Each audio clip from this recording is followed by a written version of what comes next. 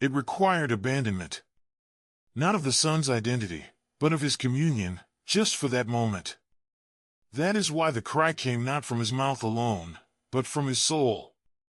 This wasn't a loss of faith, it was faith in its most excruciating form.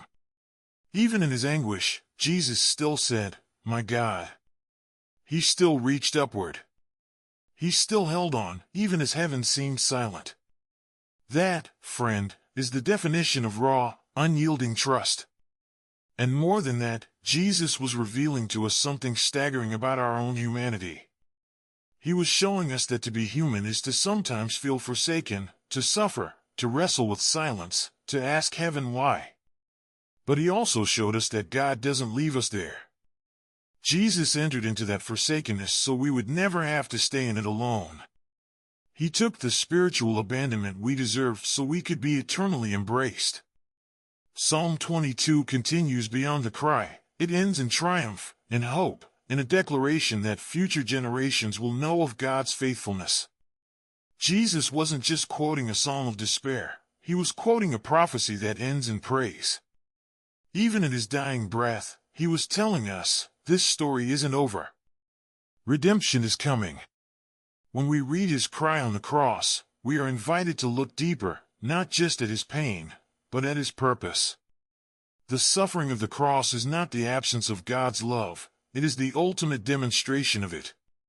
It is love that bleeds, love that bears, love that bridges the gap between sin and salvation. So the next time you find yourself in a dark valley, echoing the words, "God, where are you?" remember this, Jesus has walked that road before you.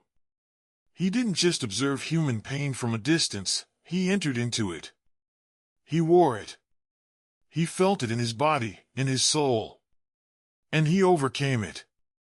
His cry of forsakenness was the doorway to our eternal adoption. Let this truth sink into your spirit. What Jesus endured in silence was so you could call out in confidence. His moment of divine distance created our eternal nearness.